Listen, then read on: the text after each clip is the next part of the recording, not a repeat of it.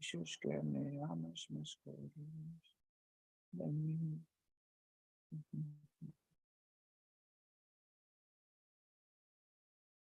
yeah. Okay, guys. So sorry we were late. I had that walkthrough and went good. It's gonna turn out to be a 20K assignment. Again, the tactic that I tell you guys as far as locking it up, and I was looking for another ask for an additional discount. It worked. There's multiple ways you guys can do it. You can always do an inspection and send them after the inspection. Unfortunately, there's things that we thought that were going to be good, but then unfortunately they were. Put it on the guy that does your rehabs and ask for a big discount. Remember that discount is going to have to scare you, but then ask, you know what, you might not be able to give me everything, but again, can you do this? And that's how this one worked out. Sure. So yeah, that's going to be a successful.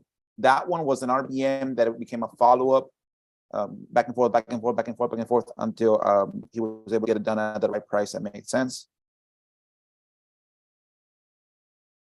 So.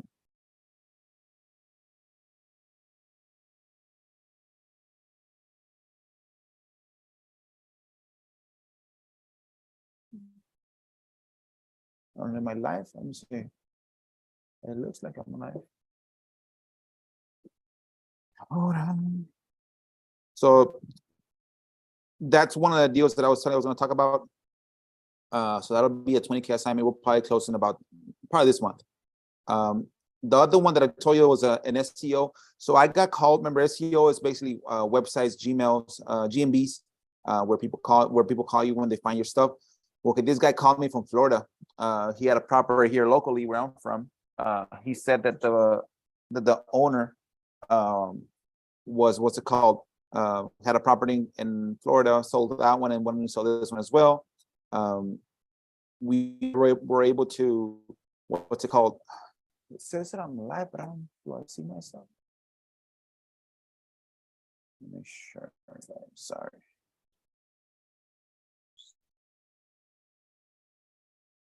Anyways, we'll get record.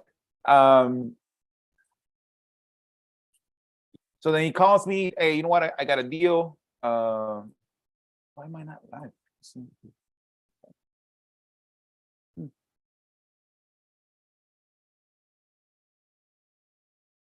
Oh, it says unlisted. Why is it unlisted?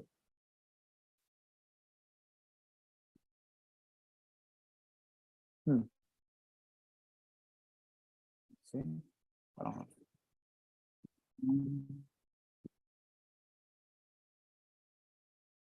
Hold on, little dude.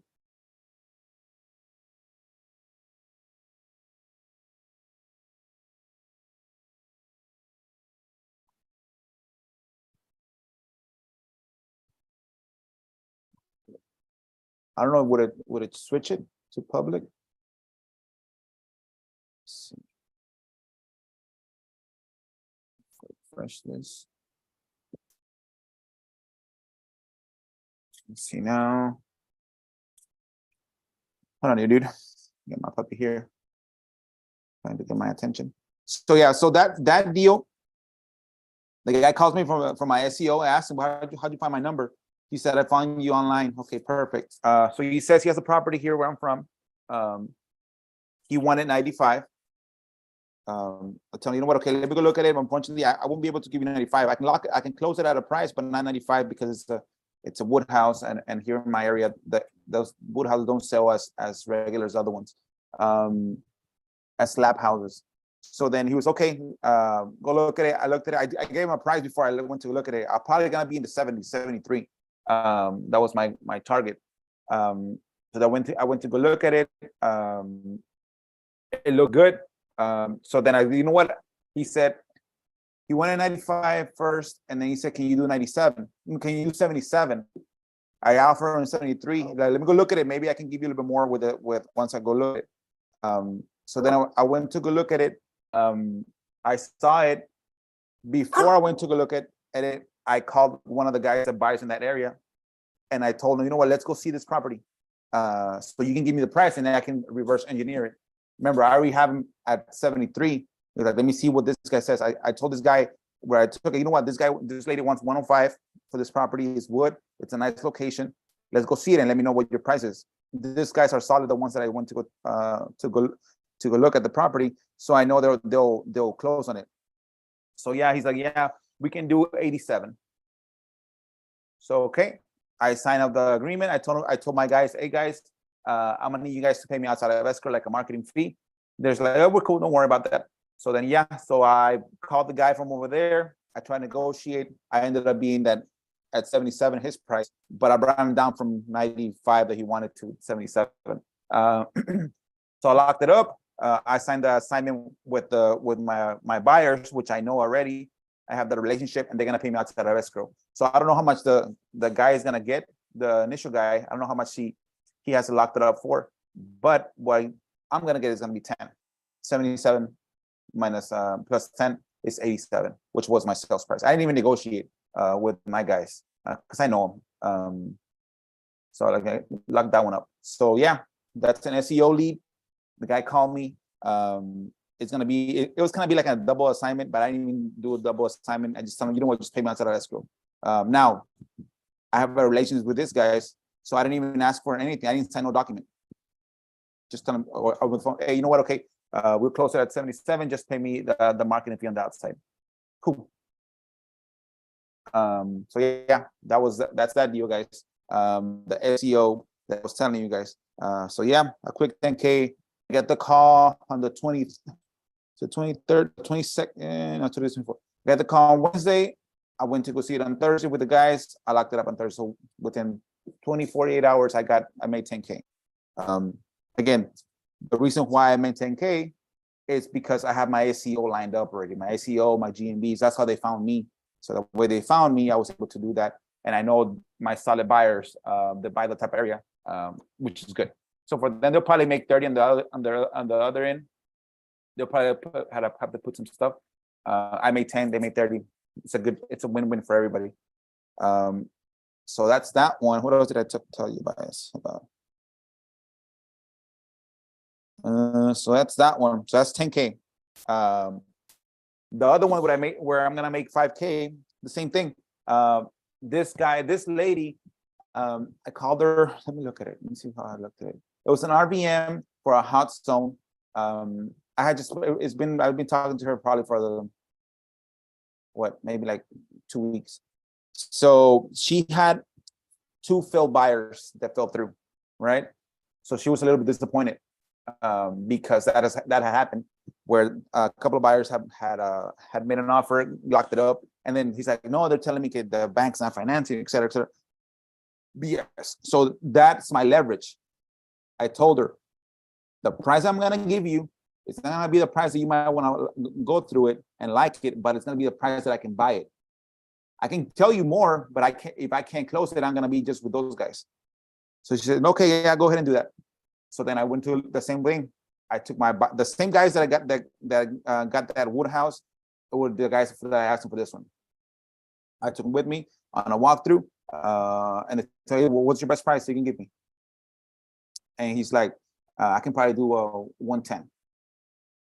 And I was like, I know for the fact that that's a low price, because I think the lady wanted 145. But you know what? If I get you 110, can you give me a 5K assignment, marketing fee? Because it's a slim deal. I know that area. She's like, yeah, okay. I'll make it all in at 115. Okay, perfect. I told the lady, ma'am, okay, this is where we're at. I'm not gonna give you a lower number and then I counter. No, I'm gonna tell you my best number, like I told you when we first started the conversation. This is the number that I can actually sign, contract, and close on it. It's 110. She said, no, it's too little. Like I was telling you, you might not like it, but this is the price that I can lock it. I could have told you 130 and not close on it and waste your time. 110 is solid. Sure. She's like, okay, let me go. Let me think about it. I was like, well, man, I'm gonna give you 24 hours. Talk to your husband, talk to whoever you're gonna talk to, and call me back. Let's get this done, or I can go on to the next property. Because I told her when I went to go see her, there was a property across the street from her. I was like, well, maybe we can get that one for cheaper than yours. Again, to make her fight against herself with the price. It's like, and she's like, well, she was like, well, I was trying to buy that one, but the owner had passed away, And then it wasn't the owner, it was a rich uncle that would live in over there. And then it's been like that. Bacon's trying to deter me from buying that one. Like, no, don't worry, we got attorneys that can get that done. So again, I counter her on down before I even gave her an offer. So when I told her the 110, gave her 24 hours, she called me back. Okay, let's lock it up. 110, 5K deal. That within 2 weeks, probably I spoke to her husband once. I texted the husband for a follow-up if he had spoke to the wife. The wife called me, so that was the third contact with the wife. The first contact with the wife, the third contact with the with the family. I went to go see it within 5 touches. So $1,000 per touch, if you want to look at it that way. So that'll be a 5K assignment. Marketing fee, the same thing. Pay me outside of escrow. I don't want to deal with anything like that. Again, I know these guys, they're solid. So yeah, again, there we go. That's another 5K on that deal, just by using the leverage of other people failing on their contract to be able to give the owner a low number, so that she knows that it's gonna be low, but you might not like it, but that's the one that I'm gonna be able to close. And talking to my buyers on the side, hey, what can you do? 110. Okay. Can you make 5K? Can you give me one? I'm not even gonna negotiate. Can you give me 5K marketing fee? Yes. Okay. So 115. Then I call. Okay. 110. Got it done and get it locked up. The acreage, again, it's locked up. We're able to negotiate a price of, they wanted, what did I tell you, 17 and 19. I offered 12. We negotiated to 14. Right. So there's a couple of properties in my area that sold. One down the road sold last year in 2020 for 21K an acre. There's several smaller ones that are sold for like 23 and 24. So I'm thinking if I can resell it at 23, even if I resell it at 21, it's like a $400,000 assignment fee, which I might be doing a double close. If I sell it for 22, that adds an extra, what, $80,000. So that becomes like a 480, 500 assignment fee on there. And again, every $1,000 more that I sell it for, it adds $80,000 to the bottom line. So yeah, again, this is going to be, I think it will be the biggest assignment transaction that I've done.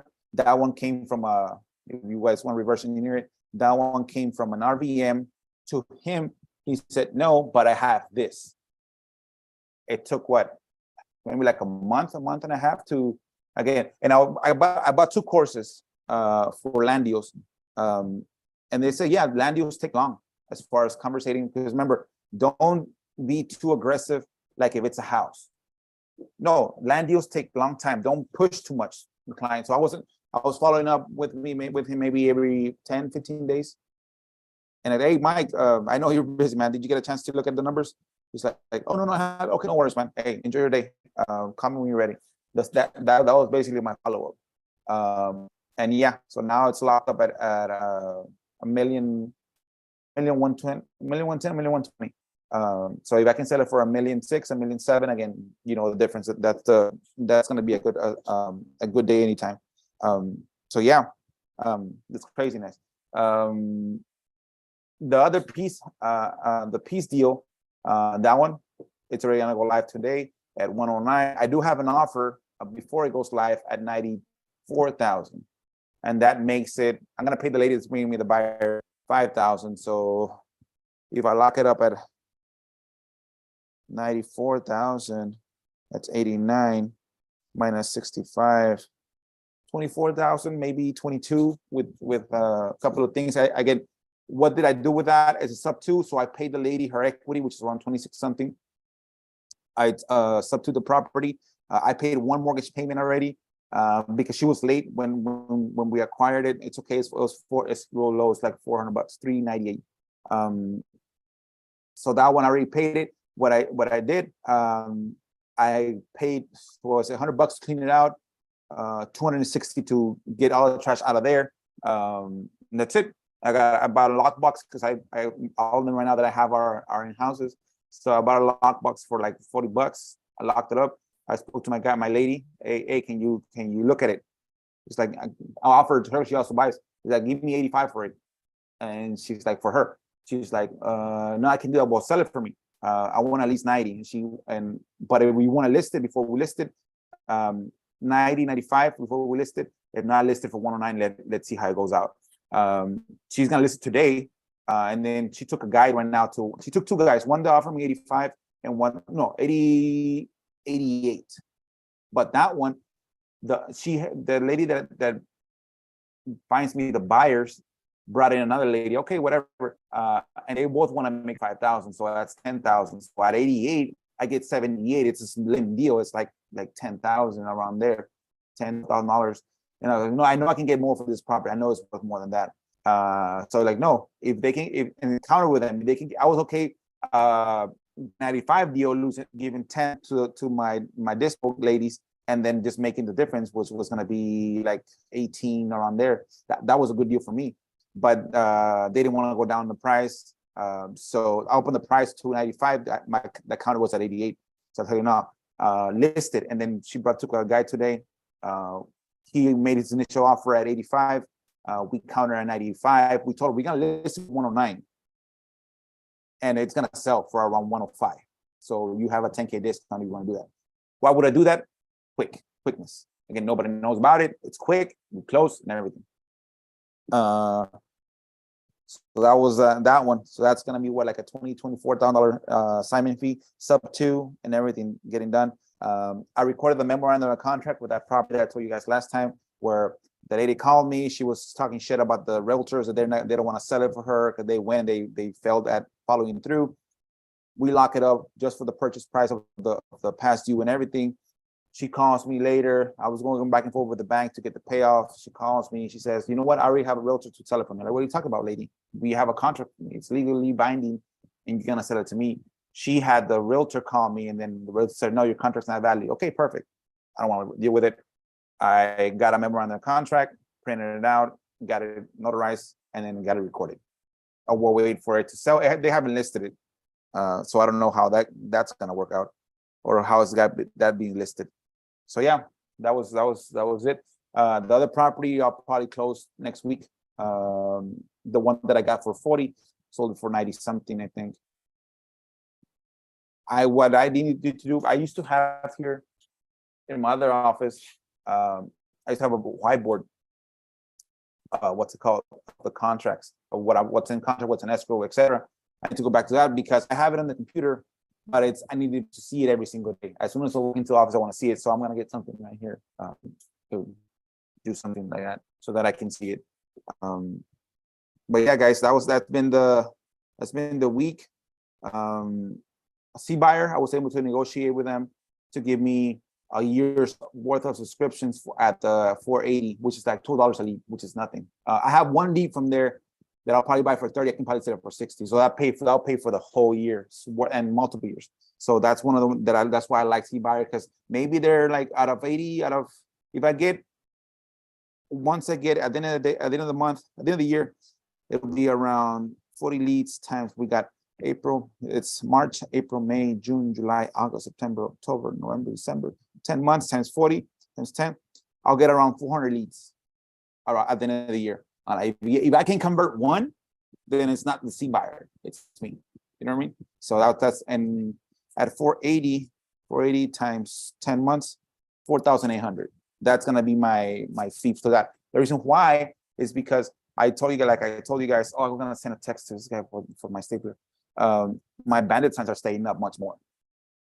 So I was able to use that money for this year's seed money for the bandit signs and put it in something else instead of just keep it. So now I'm gonna do C buyer. I got C buyer for this month and this is C buyer for next month, etc., etc. I got like 1,200 leads previously, which that adds to my C buyer leads, and I just keep on doing it. And again, so that's, remember, 40 deals is my goal for the year. Again, I'm not using more marketing. I'm just removing marketing from the bandit signs. The bandit signs was going to cost me around, I haven't spent zero money in bandit signs this year. So maybe what, like $1,200, $1,600.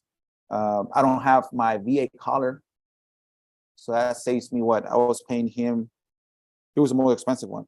I was paying him 3 times 40, 4, like 480 a month. So again, basically, yeah, literally, because I was paying $3 an hour, 40 times, it's crazy.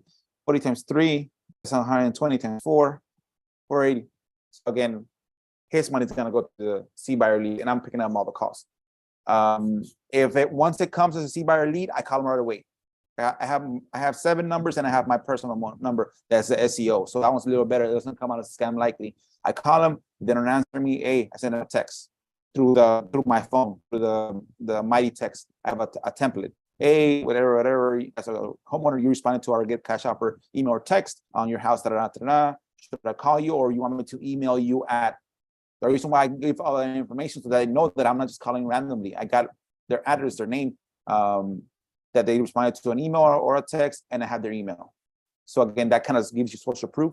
If they don't answer me through there, I put it on my what's it called, on my RI reply, which the RI reply is 5 touches, 2 phone calls, 1 text, and then 2 more phone calls within 2 days. So again, it's bang, bang, bang, bang, pick up, and I pick up those phone calls live. So that's C buyer. So yeah, guys, that was the week. It was a great week. What else did I go through? Let me see.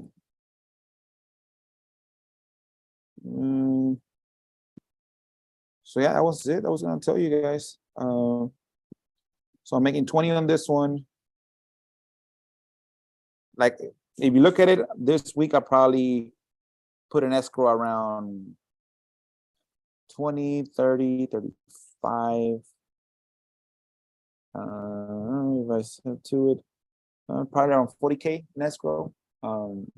That's why I need that, or maybe here, something right here, I can see it. Oh yeah, I'll probably get here. That I can see what's an escrow, what's pending, what's contract. And again, I have locked up that big deal that I have for the acreage. I told the guy, I'll give you a 14K per lot. Just work with me on getting my due diligence. He's like, oh, cool, man. Just again, I learned that from the from the training that I got. I got land riches and land flipping, those 2 courses, which is around what? It's around $1,900 for those 2. It's take it slow, and you have the leverage, because for them, they gotta pay taxes every single month on that land, especially if it's undeveloped, and if there's no leases on it. They're just paying taxes. So it takes your time. You're the leverage, not them. You have the leverage, not them. Take your time. I learned that from them. The next time I'm gonna hire somebody from Fiverr to do like plots on what I can do on that property. There was one down the road that sold for, it was 55 acres that sold for $21,000 per acre. They put 185 acres in there. So comparable to mine, I can put 270 acres, 270 lots. They put 185 lots, I can put 279 lots. They're selling their lots for 50. Now average sales lots are like going for 65. The owner finance. So 65,000 times what? 270 acres, 270 lots. That's like 17 million. If you cash sell it, if you just take a down payment, there's most people in my area, that's what they do. They take like a 5K down payment. If you take a 5K down payment, you become the bank at 15%. Look at how much money you can make. Just look at it. If, let's say, I think that the average is like 5,000, they're paying around $600 per lot already financed. So times 30, 60, 360 months. On that 65K purchase, you're making around $140,000 in receivables. Let's say you make 140 on average times, and you say you finance all of them, 170, it's crazy. You're making $37 million. And if you only get $5,000 per lot and as a down payment, 270, you're getting $1.3 million in down payment for all of them. You're making 37. What's it called? $7,000, 37 million in receivables, and you probably, your note to your developer might be what, $20,000 for the mortgage for the land. I reverse engineered that deal that sold for $21,000 per lot. They bought it for 1.110. They borrowed 2.8 million. So they invested at 1.6 to develop it. So I reverse engineer it. This one will take, I have here, This one will take 2.45 to develop it. And the purchase price, if I sell it at 1.9 million purchase, that means that, again, that's difference. I probably make like $800,000 there at $25,000 per lot, per acre. So yeah, I have the notes right here. I was reverse engineering them yesterday. So I can do, sorry, 270. If I do 200, because you lose, I learned that you can't put, like, if you just divided, I think there's like 40,000 square feet on an acre, you can't just divide it by 6,000. That's the average acreage the average lot in my area. You can't just divide it exactly. There's going to be room where you lose for the road, for the alleyway, etc. So you lose around 30 to 40% of the land in roads and access ways and etc. So it was 279 lots that I can put there. And that calculation was at 50. If I would just go back to the $50,000 per lot, but now they're going for like 60, 65. So there's potential there. There's potential. That's life-changing potential. If you do one subdivision like that, you're set for the rest of your life. If you know what you're doing. Part being, you have to know what you're doing. I know the guy that actually flipped that's doing that development, because he's the one that gave me an initial quote, 21 to 24,000. And then when I saw that lot, when I drove the area, I went to open corporates to look at the LLC formation. It was him. He bought that one. That's why he was giving me the price, because he just bought that one. So yeah, but yeah, guys, that's a week. Sorry, I wasn't here earlier. Again, shutupmoney.com, guys. You have the group. If you have a question, let me know. Again, I'm here. If nobody comes in, just online, I'll just bring down my week. If you guys come in, you have my undivided attention for the hour. If I'm giving you an hour, but yeah, have a successful weekend. Have a successful week. Remember, consistency kills all your competition, guys. Again, and have all your marketing tentacles out there, guys. That's what makes the business work. All your marketing tentacles, the guts, being able to ask the right questions, being able to have what's called your procedures and policies and procedures. Make sure you follow it as far as every time you get a deal, you're always gonna ask for a discount later, et cetera, et cetera. Yeah, guys, be consistent and you'll make it. Again, my goal, 40 deals a year, average 23 to 25. This big one that I got again, that's gonna blow it out of proportion. But yeah.